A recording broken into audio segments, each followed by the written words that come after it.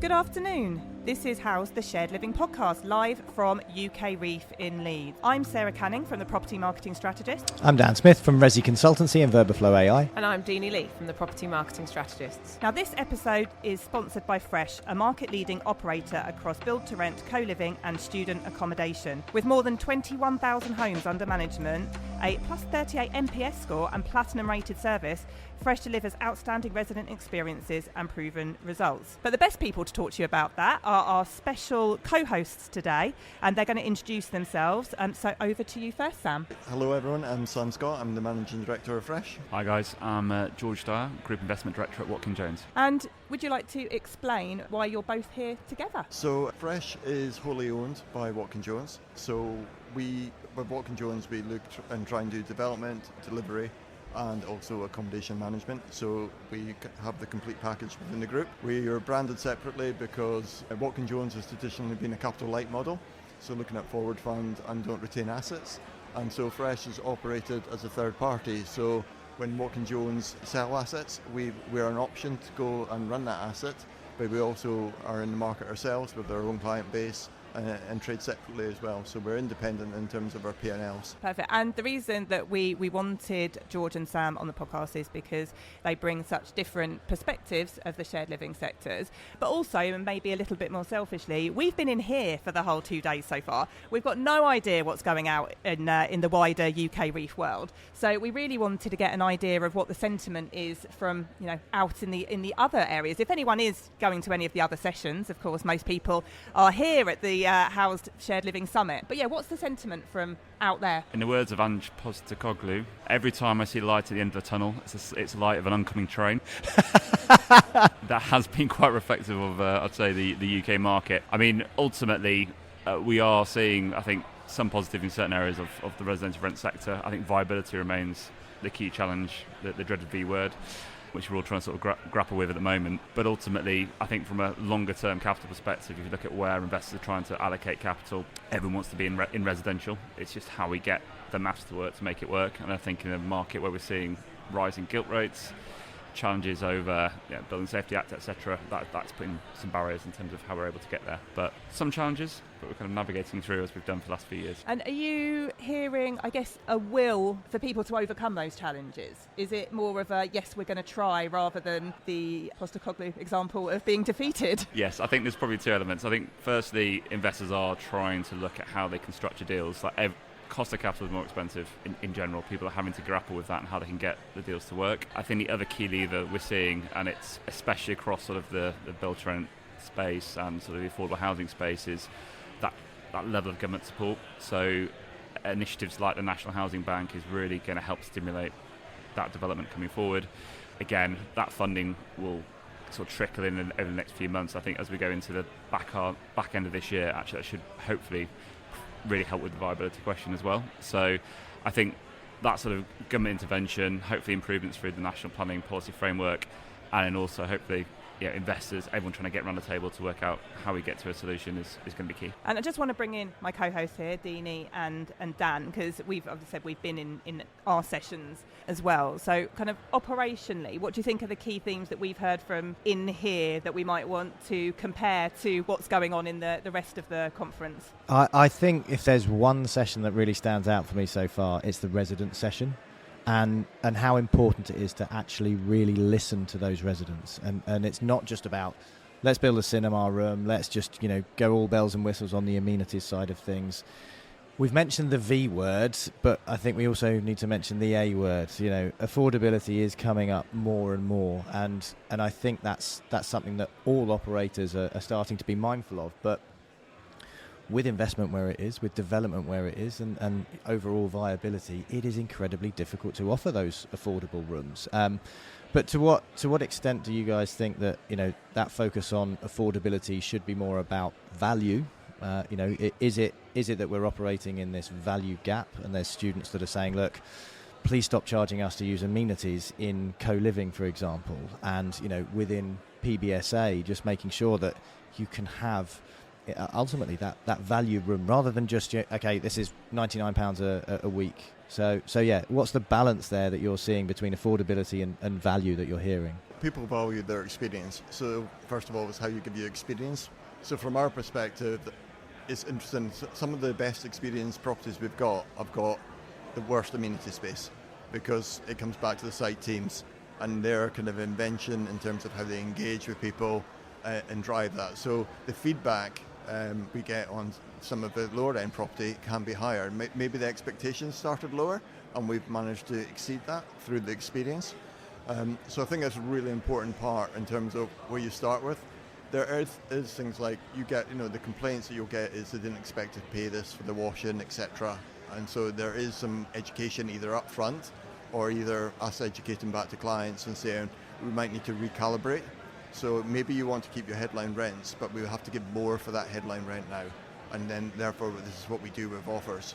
We also, listened a lot, not just to students, but also to marketplace and what they're picking up and what they feel that is easier to sell a building if you're looking at targeting an international audience. And so picking up that kind of nugget, so you're really able to then shape that property going forward. So it's a combination of it all, but if I come back and start with how your teams engage, and ultimately what are we trying to do? We're trying to have really good experiences.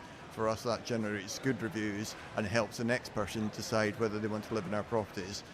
For that to whole connect through is that when that person lands at that property, is that experience from day one, and that's, I think, what builds the value when they go and recommend to a friend. And with that value, how much do you think that's built on site compared to the Fresh brand, for example? Because I think, again, not to lead the horse to water, we're seeing with, of course, at the advent of AI and that real focus on the experience, we know how important that the communities are. But what do you think is more important? I think it's a combination of probably 3 or 4 factors that come into this. It's about us as a business creating a framework. So if we've got a really strong framework that underpins that experience, so that could be from your booking processes and things like that, the security of the organisation of what we do in terms of compliance, etc. So you've got that bit, but you've also got to allow the sites to have that little bit of invention. The job's tough, but what is the best part of the job is what they do with the students and how they engage with the students. That's why they're in it. They're not in it to be administrators or anything like that. They're in it because they love that interaction with young people. And so you've got to give that freedom, but within that kind of framework. For us, getting that consistency across the UK, we've got 68 sites. You're trying to get that consistency on every site, not because you want a national brand on that basis, because I don't believe people buy necessarily on a national brand, but because you're actually just wanting that best experience for that students on each site. And so that it's a balance about us determining what people do and them having that space. And another topic that we discussed today at the summit was around Building Safety Act and Renters' Rights Act in our kind of Regulation Nation panel. What are the implications for operators, developers, investors and residents around all that policy? Renters' rights, I think it was even said in the last panel, the sectors are going to flush this through. We're already seeing some impact. We've got a limited amount of students that have already obviously served notice. That is quite limited, but with the impact I've started to see is where we would have some solutions for our clients before that might have a new building that's not going to get fully let. You might do some key worker opportunities. That's gone. It's just gone. So it doesn't help the developer and it doesn't provide kind of key working accommodation in these cities. And that's a real disappointment for me that we can't have that flexibility going forward. It's great that the work that we've done with British Property Federation to get the security for the PBSA and for the investment, but it's going to change anyway. We're seeing the marketplace change. So while we were all better on 51 weeks, that's not going to be the case now, is it? And so the Rented Reform Act, which was going to protect some of that, is actually not, because we're going to have to be more flexible as the supply and demand changes. But also I think it does give, for me, the work that we've had to go through, it's brought the sector together a little bit. We've had more open conversations with my competitors around this space because no one wants to get it wrong. Genuinely no one wants to get it wrong. Not wrong for the tenant, not wrong for our clients. So from our point of view, is the biggest change in legislation in the last 20 years. And it's not going to change soon again, so we'll get used to it. And students will choose if what they want in that flexibility, or whether we want the security of the tenancy agreements that we're going to be able to offer them. What was really refreshing about that, Sam, is you didn't say, oh, PBSA is exempt, which actually we've heard probably more than we should, and we're like, but okay, you might be exempt from the regulatory side of things, but you're not exempt from the market impact, and we have to look at, student accommodation as a whole. It's not just PBSA. So, and it's really great to hear that people are actually collaborating and sharing that knowledge, which we haven't really seen in the sector ever, really. So it's positive. Yeah, exactly. And George, what about you with building safety? Yes, I mean, it's been probably one of the biggest impacts on the construction industry that we've seen for decades. So, I mean, ultimately, prior to the Building Safety Act, we would have literally had the piling rigs rolling on the next day as soon as we've got the grant of planning. So you would be piling the site, cracking on, working through your design as you progress. That is design and build. Fundamentally, it's how design and build contracts work. What we have to do now is effectively get to a stage 4 plus of design, which means effectively we get planning, and you don't know what you can't really crack on with design ahead of planning because you don't really know where you're going to get to. So you've got to take from REiiF stage 2 to REiiF stage 4, which is quite a lot of detailed planning. That probably takes you the best part of 9 months, plus another month to then get your gateway submission ready to go. So because you can't just fire it straight in, you need to get it right. So we have internally, we will sit and go through that from an internal check. We'll have an external check and a final sort of internal review, and then you're into the regime of the gateways, which I think we've had to go through in the last just before Christmas, which is about 28 to 29 weeks. Obviously, there's stories of people being in for 42, 50 weeks plus. Ultimately, it does feel that's getting better, and I think ultimately where we will get to this year is a much shortened Gateway 2 program. But if you take the 28, 29 weeks plus your 10 months, you're basically in for 15, 16 months, which, if you think about, it's an extra, £2 million maybe on your design costs, plus your cost of capital over that period is maybe another £2 or £3 million. So that's another £4 or £5 million out your appraisal, which people have to cash flow. So the impact on that is what it's doing is taking out a number of SME developers that would have historically been able to crack on and progress. Ultimately, that bridge financing to get basically from a planning permission to a fundable scheme is really sucking out quite a bit of development capacity out of the market. So I think things will change. I think also there's talk around approval by package. So in Scotland, for example, you get your substructure and your frame approved, and that takes X amount of time, and then you can crack on with the rest of your design. So it means that you're not having to get everything on a box before you go. Hopefully that's where we end up. But at the moment, that is putting a material impact on top of the wider viability impacts on the development side. And then also the building safety levy, which is coming in towards the end of this year, which again will be a further impact on viability. And to what extent are you seeing that change now? Are there drastic improvements in terms of how it started going through Gateway 2, maybe 18 months ago compared to today? And what do you think has driven those changes? Because we're all after the government to actually either throw tech or people at it in some way, shape or form. And, you could talk through planning as well potentially, but yeah, what changes are you seeing? Yeah, so initially the approach was very much, it was taken from the oil and gas industry. It was very much this is what the rules are, you need to submit and tell us that you are satisfying those rules. And that was really, really difficult for people to do because no one really knew what the regulator wanted. I think they've learned from that. There's been a huge change in attitudes. There is a lot more consultation. There's a lot more ability to ask questions of the regulator to get your application right. So that has meant you've been able to sort of move the time frames forward quicker, which has been good. Equally, they've put more resource into that, and innovation units, etc. You've now got kind of key client contacts as well within the regulator that we can go and speak to directly as well. So they've moved towards industry in a quite a fundamental manner, which has really helped. But it still needs more. Yeah, it's the time frame is shortening, but the cost is still there. I think that's the struggle there. On the subject of planning, we just had a really, really interesting session before about ability and education, and what we were really talking about was what cities might look like if there were no students, therefore no graduates in a city, and how that would impact. And it was really interesting. We had Wyn Evans from Shared Voice, who said that when they're trying to get support for planning applications, the word student seems to be a dirty word. Co-living, people seem to be really supportive of, but as soon as you start talking about student accommodation, people in cities, they have a lot more objections. I guess, George, are you seeing that? And then I was going to say, Sam, what do you think's changed about students? Why is that an unfair kind of assumption from kind of local people, really, and how that might impact a city? Student is always very difficult in planning.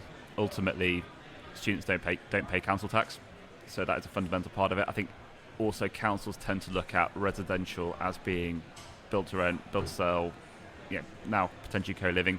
That's meeting their residential demand. They don't see student accommodation in the same context, partly because I think they see it as transient. It's a transient population coming in and out. Equally, there's a lot of outdated attitudes, and I was, had the joys of listening to a planning committee 6 months ago where, the things that were coming up at committee was firstly a plague of Deliveroo riders outside the residences with their mopeds littering the pavement. We've had hostile bin stores because it was dark and dingy in a bin store. Also, the fact that the bathroom pods didn't have a window and therefore there's no ventilation. It was going to create mould within the building. This is the level of, unfortunately, some of the debate that we have to have and have to go through with student accommodation, and they completely ignore the GVA and what student accommodation brings to a city, to a scheme, to a master plan. And I think, but equally, we need to be reflective of that as a sector and sort of say, have we sold student accommodation in the best way like possible? Have we educated councils? Have we taken them through why this is really important for the housing needs? Because 3 miles away up in Henley, you've got 9 or 10 bed HMOs, right? Is that the most efficient use of housing? Or is it a much more dense product in the city centre next to university, which actually services the students' needs in a more effective manner and frees up that housing for family housing?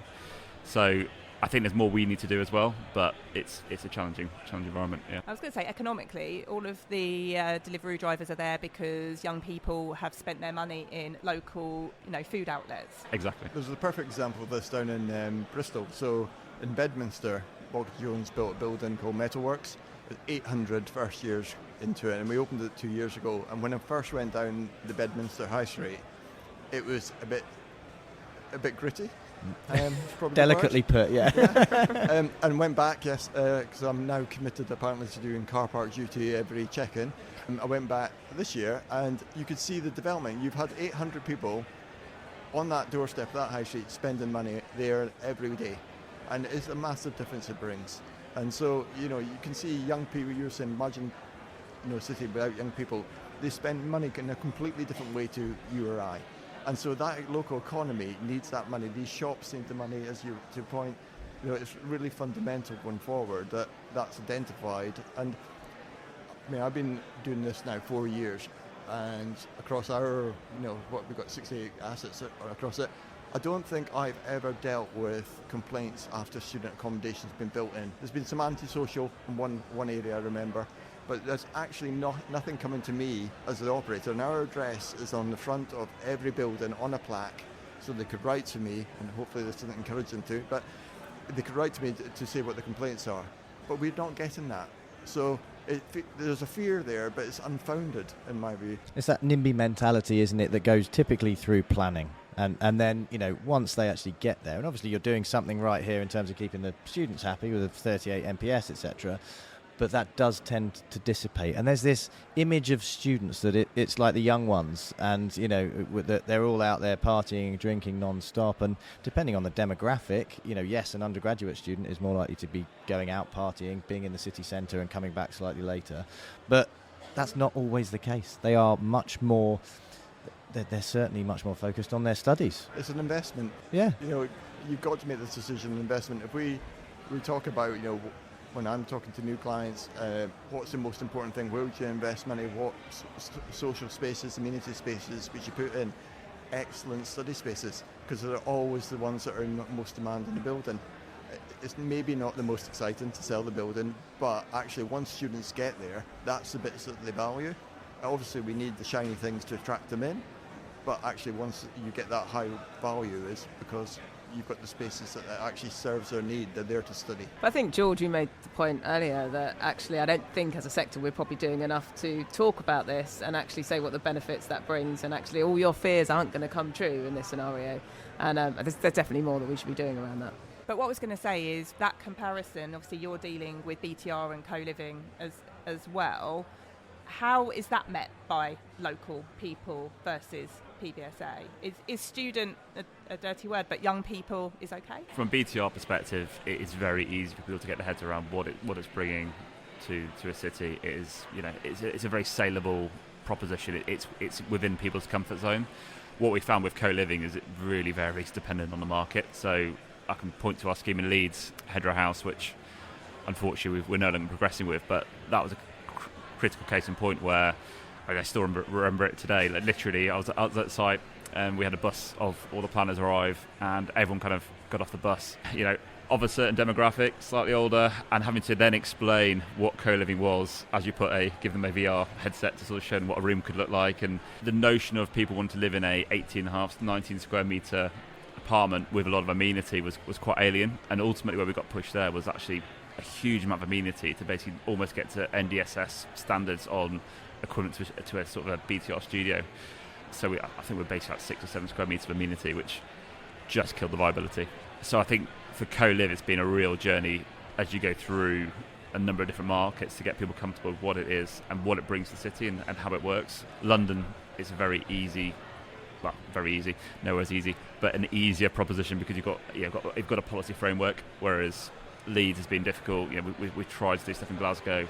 Trying to get that has been quite difficult as a concept, but overall, I still think it's probably easier than student because you can make a broader case for what it's trying to do. I think the interesting thing with the comparison is also the flexibility that you talked about there. Where BTR and co-living have flexibility baked in, and that will definitely be the case now, obviously with the Renters' Rights Bill, and students slightly less so. This year is going to be fascinating in terms of the impact there and how everybody copes with that flexibility, I think. So, watch this space. What's not being talked about at UKREiiF? What have we missed off our panels, or what are you not seeing elsewhere in the conference? Because it feels, and we opened, I think, yesterday by saying it's a year of change, really. I think that there are different topics than last year, if I'm honest. So, but yeah, what's still not being talked about? What's not being addressed? We are talking a lot internally and a lot with clients about the velocity of sales, obviously, where their sales are coming from, and the decision points, particularly internationals, have around where to choose. And we have got more competition. So UK is now not sitting on this crown jewel. There's competition out there. I talk quite a lot about the amount of applicants going to Hong Kong and other countries. And when I speak to marketplace as well, a lot of students are sitting there at the moment not making up their minds. So they're holding back and delaying decisions a lot later in the cycle. And it's quite hard to evidence because we always look at last year and judge ourselves by the previous year. But the market is still there for students. We're still going to have students coming. It's just when they're going to make their decisions. And we're now getting into the busy time. So if people aren't let up as much as they want at the moment, actually now between June, July and August is going to be the really busy time for that international capture. People have been sitting, I was speaking to one who was sitting on, they could go to US or they could come to the UK, they haven't made up their mind yet.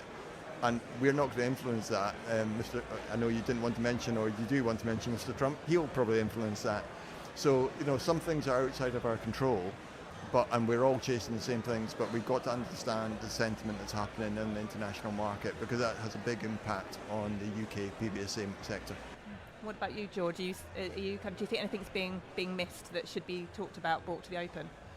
I think a number of the fundamental changes we're seeing across the leasing cycle, how occupancy is going to change, how we use buildings is, I think ultimately that flexibility over use and how we can actually bring in different use classes within the same asset is something I think which isn't really been talked about, but ultimately I think it's probably where a number of the residential sector should go. So I think why can't we have buildings with different tenure types within that? I think it's happening on the continent. We've seen it in the Netherlands. We've seen it in other markets where you're looking at sort of these sort of blended models, and I think that is something which, from an occupational perspective, makes sense. From an investment perspective, should make sense. But it's getting capital aligned with how that could work. We did cover that yesterday in one of our sessions, and it was exactly those examples that are from mainland Europe with a massive why. And, our panellists got quite passionate about it because it does feel like not only is it a disservice, I guess, from a investor, developer, operator point of view, but also the residents as well. And, one of our sessions was about this, are we creating silos? But actually, you have no choice, really. With the renters' rights, at the moment, it's a big decision if you are going to do a blended offer, and until we see how that matures through on student market, that will, I think people will just hold their thoughts and wait. Do you think with your kind of investors and clients that you're talking to, is sentiment shifting more towards co-living investment rather than PBSA for that reason? I'm certainly seeing, because we get asked to price schemes, and we've seen a massive, but obviously BTR just has fallen away over the last couple of years, and we're seeing a massive uptick now on co-living and looking at that as solutions.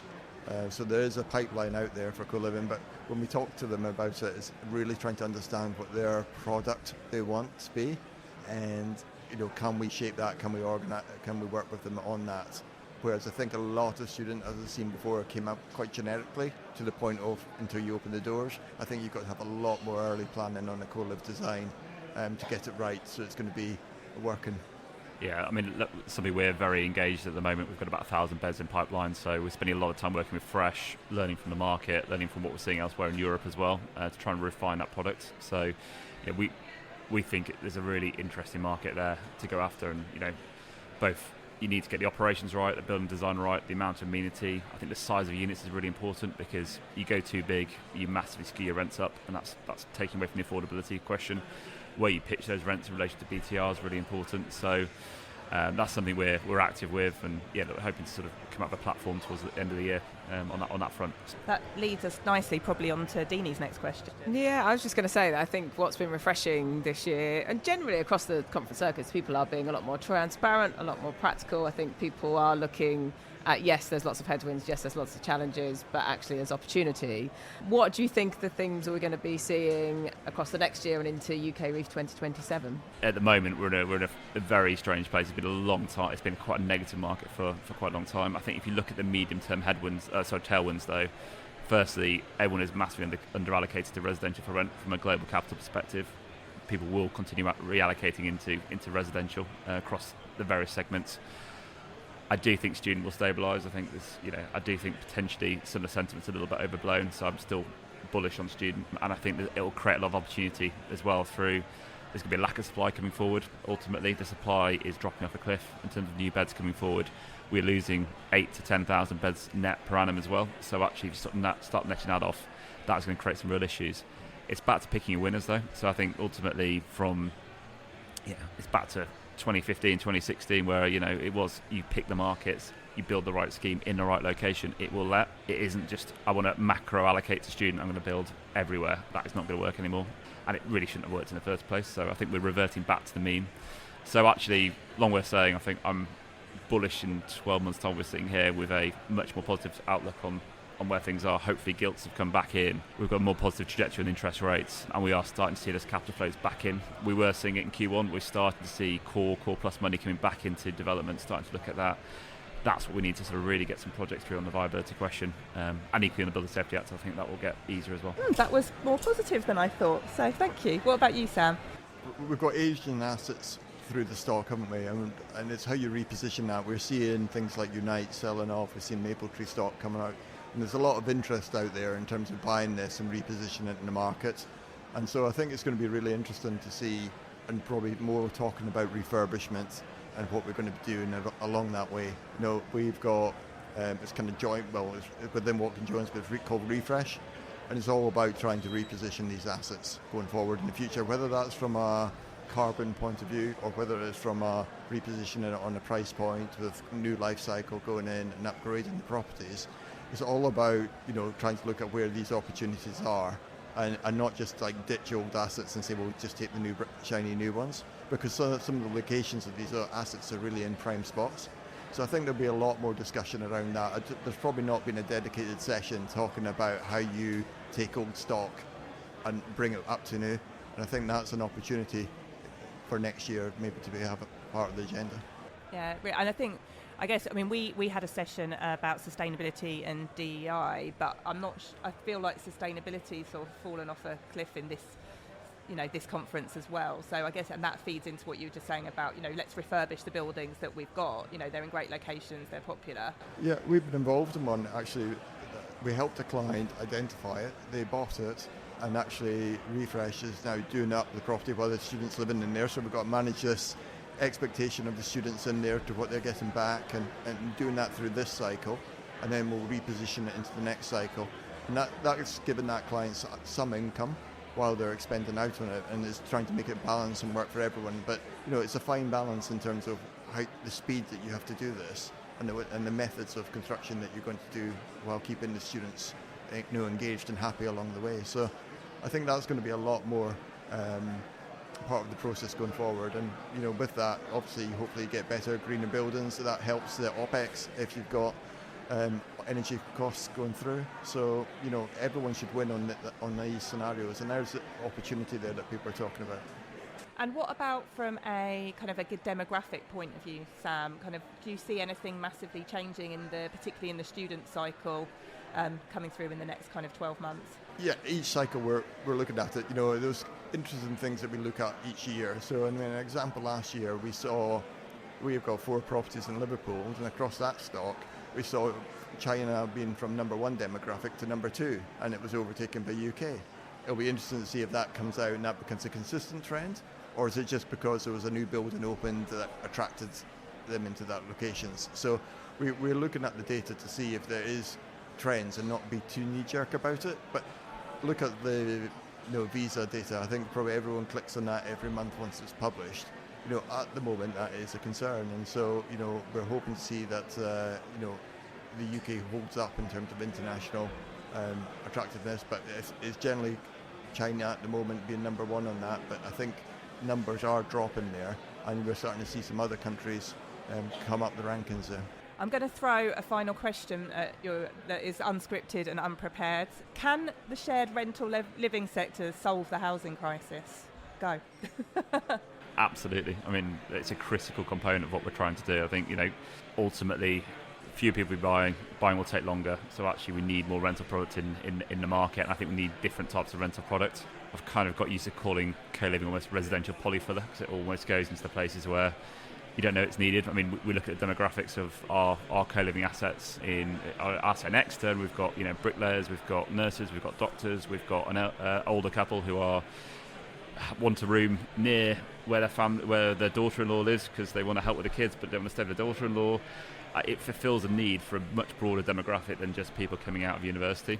So I do think across the various segments that we've got, it's going to be an important part of how we solve the housing crisis. I think we can change the perception that landlord is a bad thing. I think professional landlords are great for tenants, and we should be shouting about that, and I think it should be part of the solution rather than actually always being pitched as actually maybe the baddie in the whole equation. Finishing on lots of positives there, so thank you. Yeah, I did request that we try and finish on a positive, and you met the brief, so thank you very much. That brings us to the end of our live UKREiiF podcast number 2. We will be back tomorrow for our 3rd and final wrap-up of the whole Shared Living Summit. So in the meantime, I'd like to say thank you to Sam and George for joining us today. Thank you very much. Thank you. And audience that is here, we now have a networking session starting at 3:30 being hosted by Housing Hand, so please stick around for that.